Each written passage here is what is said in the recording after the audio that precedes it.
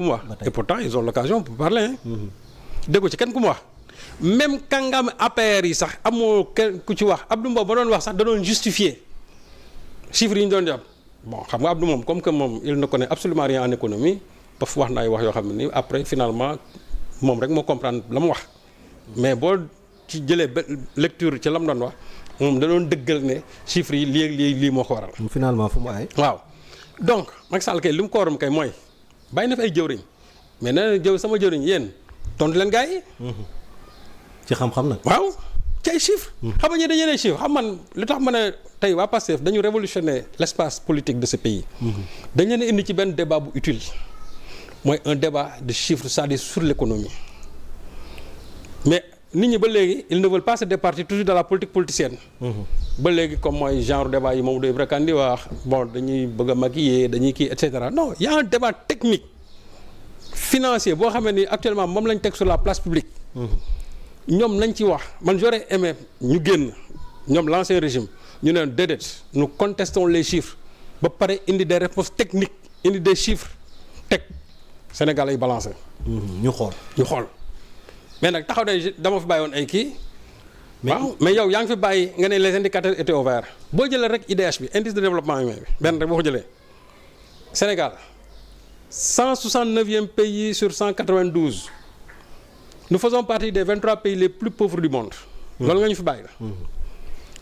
taux de pauvreté dem ba presque 37%. taux de chômage kenn mënu la wax nu mu toll. waa indicateur yooyu yëpp nga bàyyi ko fi yow nga bëgg a taxaw nga ne réew mi ba pare nga bàyyi ñu fi dette bu toll noonu. te Macky Sall quand il accédait au pouvoir mais la dette faisait 2756 milliards en 2011. moom bi mu ñëwee rek presque dem na ba 3000 et presque 50 milliards. aujourd'hui bi mu fiy jógee gis nga li mu fi bàyyi la dette aujourd'hui a presque atteint 18000 milliards. waaw yow nga bàyyi fi lu toll noonu nga ne oui c'était pour financer le développement même très bien. mais le financement n'était pas prioritaire. te moo tax ma ne je crois que Ousmane Sonko il faut que les gens vraiment il faut nit ñi gëstuwaat bu baax ci Ousmane Sonko. parce que gis nga ce qui est arrivé aujourd'hui Djibi li xew nii Ousmane Sonko avait cette vision prophétique depuis 2016 xam man quand je parle souvent les gens pensent que damay wax di faral Sonko mais gis na li may wax dama koy teg ci lu leer. dama lire benn interview bu mu defoon en 2016. lu mu ci waxoon. mu defal ko waa Walfadjri Georges Nesta ak je crois Adama Coulibaly. bi ñu ko posé question sur le PSE. xam lu mu leen wax. lan la leen wax. mooy leen à la fin ce sera le plan Sénégal endettement. parce que dana leen loolu c'était en 2016 Djibi. 2016 oui. 2 ans d'existence du PSE mu ne leen à la fin mu ne leen di ngeen ma waxoon ne li ma leen di wax mooy ce sera le plan Sénégal endettement. boobu fu mu ko tegoon. fu mu ko teg moo di benn mu ne leen. D'abord c'est pas un plan de développement c'est pas un plan pour l'émergence parce que mënuloo wax plan pour émergence boo xamante ne ni 80% des projets seront exécutés par les étrangers. mooy que 80% yooyu yëpp étrangers dañ koy jël def seen poste dem loolu moo tax ñu doon la croissance est extravertie. li mu la njëkk wax boobu benn la mu ne leen à la fin on va faire quelques constructions d'immeubles des autoroutes loolu moo fi am ci fin wu Macky des autoroutes. des immeubles yu ñu construit à Diamniadio noonu sax la ko wax à Diamniadio et puis c'est fini taux de chômage dina yéeg.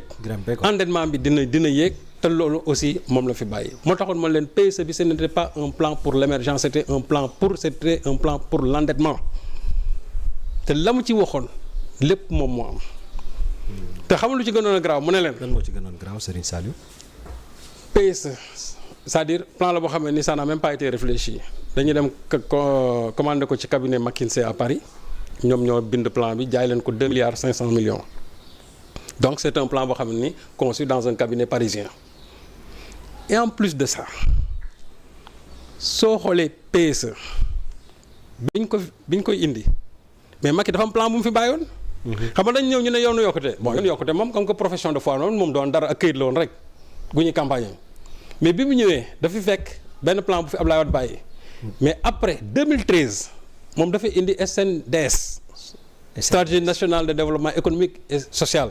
kooku mooy premier plan léegi nit ñi dañu koy fàtte mooy premier plan bu Macky teg c'était en 2013 pour 2017 Macky plan boobu la tegoon mais comment tu peux vouloir développer un pays Djibi sur un axe de 3 ans moom la fi teg ñu dem fin août 2013 plan boobu xool ñu effacé ko indi maintenant le plan de McKinsey mooy PSE bi ça signifie que donc Macky bi mu ñëw au pouvoir fekk na fa benn plan Abdoulaye Wade bu mu waroon a stratégie de croissance accélérée bu mu waroon égaler en 2015 mu jël moom plan indi 2013 pour 2017 avant 2013 di jeex mu indi beneen plan c'est-à-dire mu indi PSE bi. alors que PSE bi ci boppam soo gisee même mode de financement bi sax baaxul parce que bu fekkente ne yow da nga ne da nga am benn plan de développement alors que l'essentiel des ressources da nga koy yaakaar ci à l'étranger mooy du dem parce que boo xoolee par exemple ñoom Ousmane Sonko tey seen plan bi nga xamante ne. moom la waaw bi nga xam ne moom la ñu indi. mooy le référentiel de transformation systémique du Sénégal. nañ ci dugg waaw. plan bi soo gisee déjà élaboration c'est-à-dire vision 2050 bi. pour wax ne rek comment nan la wutee ak PSE. waaw lan mooy différence bi. parce que d'abord xool dans la conception et dans la vision parce que ñii dañuy viser une génération ñii ñoom dañu viser wu yoon une génération. soo xoolee même PSE bi ni mu dikkee nga xam ne ça n'a pas été réfléchi et PSE bi kenn articulé ko ci dara parce que ji su fekkee ne da nga yore yoonu yokkutee ñëw fekk fi stratégie de croissance accélérée nga ñëw daal di indi SNDS ba pare indi PSE mooy ça signifie que yow xamoo fooy teg sa tànk. te loolu Macky PSE bi daf ko 2 ans après de pouvoir la ko door a teg en place ñoom Diomaye 6 mois après de gouvernance bëri na coow. te loolu waaw moo tax ma ne ñiy wax nañu wax Macky plan kañ la commencé. Macky plan 2 ans après 2012 de tâtonnement ñii bi ñuy ñëw dafa fekk ne déjà am nañ projet boo xam ne un projet politique bu ñu campagner. parce que fii ñoom dañoo ñëw ne amul étude amul. non si mais si Djibi yow tamit mais Djibi en deux mais Djibi. Ousmane Sonko bi muy def son livre solution qui contient l'essence c'est-à-dire la mouture du projet de PASTEF en 2019 lan lañ campagne lu projet bi c'est-à-dire c'est le même projet qui a été réactualisé tout simplement c'est le même projet léegi projet boobu xam loolu c'était dans les grandes lignes mais il faut maintenant que projet boobu quand même nga def ci benn référentiel boo xam ne moo lay mën a permettre nga parce que loolu ab vision lay dégager léegi vision boobu bu ñu la vision 2050 maintenant da nga koy décliner par des axes stratégiques ba pare daal di dresser ay plans c'est-à-dire ay plans quinquennaux yoo xamante ne moo lay mën a permettre yow chaque 5 ans nga dérouler une partie du programme bi nga xam ne moom nga tëral. léegi nag vision 2050.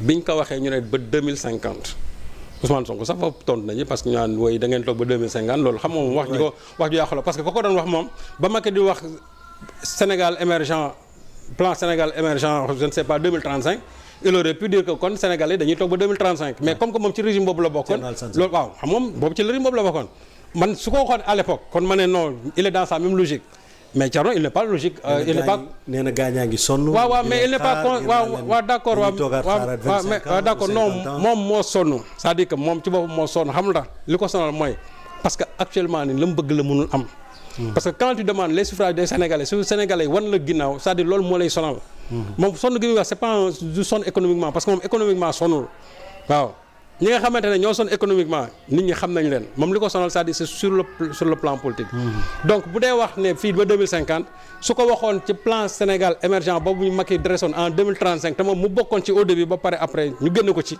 su ko waxoon ma ne Thierno est dans sa même logique mais il n'est pas dans cette même logique là te Ousmane Sonko li mu wax ça a été clair boo gisee déjà on a dressé un plan quinquennal bi li ñu ci wax ji mooy c'est-à-dire que nous allons sortir 18 000 milliards bon 400 millions je crois pour mën a financer d'abord la première partie xam loolu la wax mais Macky boo xoolee PSE bi ñoom seen PAP 1 bi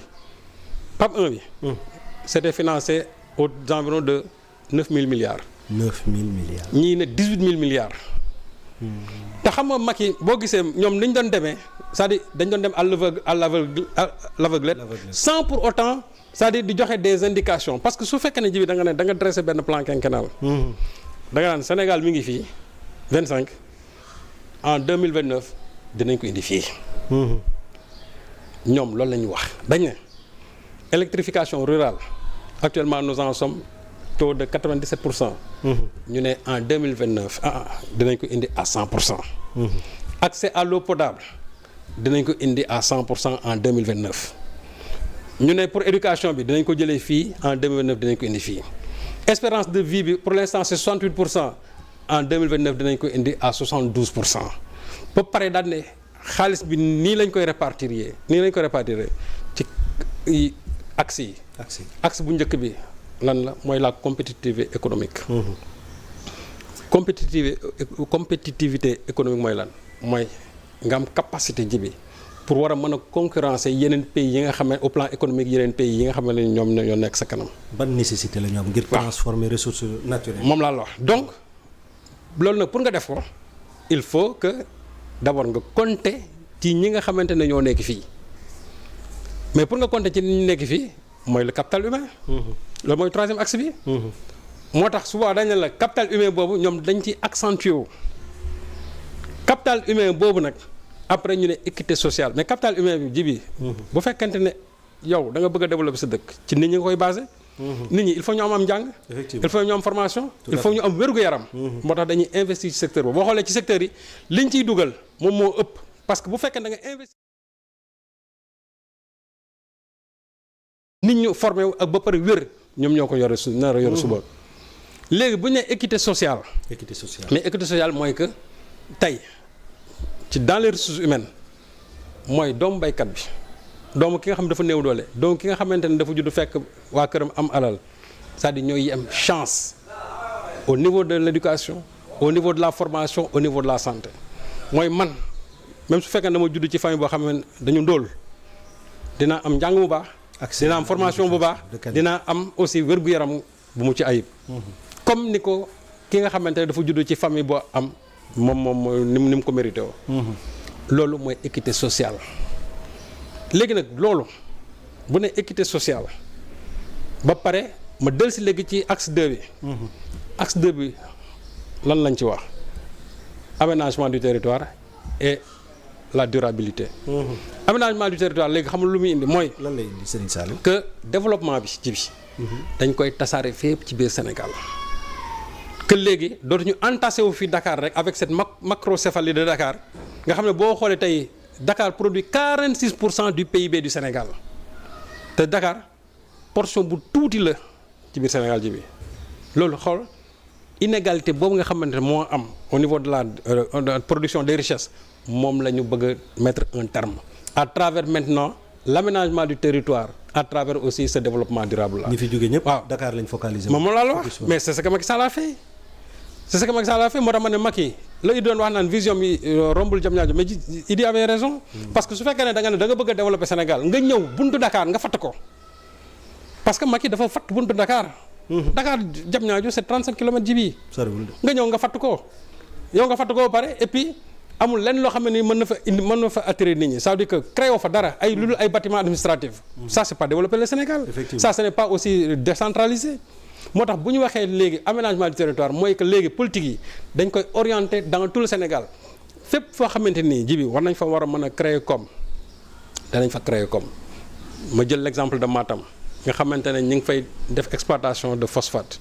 tey foofa war na mën a une usine boo xam ne ni dañ fay transformer phosphate nga dem dans la zone du centre mu wóor ne foofu mbay mi dafa am doole dans la production arachidière ñuy transformer pour de l'huile et autres produits dérivés nga dem en Casamance l'huile de palme et en même temps la production anacardière foofu aussi ñu defa des unités de transformation donc partout dans le Sénégal fépp foo xam ne war nañ fa mën a implanter une infrastructure industrielle boo xamante ni dina participer au développement du pays dañ ko fay def su boobaa nag di nga gis ne ñi daan déplacé wu di ñëw Dakar danañ toog maintenant seen sinon même da nga gis le phénomène inverse les gens vont quitter Dakar pour aller maintenant dans les régions travailler loolu ji bi mooy aménagement du territoire et loolu aussi ça doit se faire dans la durée parce que pourquoi ñu ne la durée parce que ñun peut-être sunu wàllu dina wéy mais génération yu ñëw ils doivent bénéficier encore de ça c'est pourquoi on parle même de cette durabilité mais loolu nag li koy tënk lépp ji bi lan la Serigne Sall mooy axe mujj bi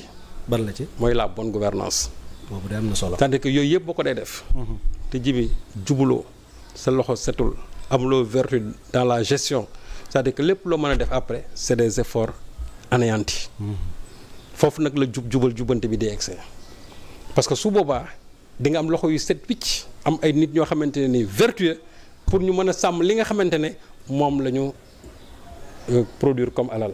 mais foofu dina naqaree gérer de Serigne Saliou. waaw dina naqaree mais c'est pas impossible ji bi il faut qu'il y ait de l'impulsion tout simplement te ñi fi nekk déjà ils ont donné le ton donc jàpp naa ne bonne gouvernance boobu moom mooy nekk li nga xam mooy chapeauter c'est-à-dire tout ce travail là concernant cette vision Sénégal 2050 mais loolu nag aussi ji bi pour mu war a mën a gën a épanouir il faudra qu'il y ait quand même un cadre et ce cadre là c'est l'engagement africain c'est-à-dire que c'est là où intervient cet engagement africain là parce que nous sommes dans un espace sous-régional nous avons besoin des marchés sous-régionaux nous avons besoin du marché africain et même du marché international loolu nag su boobaa ñun au niveau africain day gis ne on va créer c'est-à-dire ce marché là on aura besoin de ce marché africain là bala ñuy soxla sax le marché international on a besoin d'abord du marché africain parce que africains yi aussi bu ñu xeeb seen bopp nous on a des potentialités xam ne on constitue un marché boo xam ne ñi nekk au niveau international lépp ils se ruent vers le marché africain mais balaa ñeneen di profiter du marché africain mais ñun ñi nga xam ne ñoo fi nekk autant quand même profiter de ce marché autant en tout cas exploiter les ressources de ce marché africain là loolu moo waral ces 4 axes yi nga xam ne moom laa tudd fii léegi la compétitivité économique l'aménagement du territoire et la durabilité le capital humain plus maintenant l'équité sociale la bonne gouvernance et l'engagement africain lii moom moo tënk cette vision du Sénégal 50 léegi nag ñu décliner ko en des phases quinquennales première phase bi mooy 2025-2029 Ousmane Sonko a dit que liy financer première phase bi c'est 18 000 milliards pratiquement 400 millions loolu nag am na lu mu ci wax aussi contrairement au PSE où l'essentiel de l'argent on devait aller le chercher à l'extérieur moom nee na 62% ça doit venir d'abord de l'État du Sénégal 62% partenaire privé bi jël ci wàllam partenaire technique financier aussi jël seen wàll et en même temps aussi ak aussi le secteur privé local aussi ñoom tam di jël ci seen wàll donc nii la ñuy financer ces 18 000 milliards yi nga xamante ne moom la ñu war a injecter dans la première phase PSE nag soo ko xoolee essentiel lu xaalis bi yëpp c'est-à-dire ça venait de l'extérieur État Sénégal tuuti la ci doon engagé boo xoolee PAP bu njëkk bi Sénégal presque 9 000 milliards non 930 milliards la ci engagé woon presque 2 000 milliards et quelques yëpp la ñu demoon groupe consultatif wuti xaalis bi foofu ji bi su fekkee ne yow da nga bëgg a financer ce développement du waa bitim réew ñoo koy financer et c'est là où Macky s'est perdu en disant oui boo fekkee ne da nga bëgg a développer il faut nga endetté oui mais dette bi il faut que aussi mu nekk une dette utile il faut mu nekk dette boo xam ne day jur mais nañ fañ koy dugal mais na jur des projets structurants mais ji bi su fekkee ne tey da nga bëgg a lebi ba pare di lebal encore pour rembourser mais c'est un problème ouais. Je donne par exemple l'exemple du stade Abdoulaye Wade du ma wax ne baaxul de mais on a mis là-dedans presque 55 milliards priorité dafa am. waaw am lu mais stade boobu il faut presque 1 milliard par an pour nga entretenir ko. oui stade bi c'est ce qui est sûr et certain mooy que du produire 500 millions par at. je pense pas. donc finalement bu fekkee moom dafa doon jur non seulement dina mën a entretenir boppam mais dina mën a verser dans les caisses de l'État. mais finalement yow tu es obligé nga comp fe wala nga dem wuti des financements à l'extérieur pour war a mën a entretenir say infrastructures. dafay compliqué. voilà nag infrastructure yooyu ba mu la fi Macky bàyyi. on n'a pas dit que amul njariñ.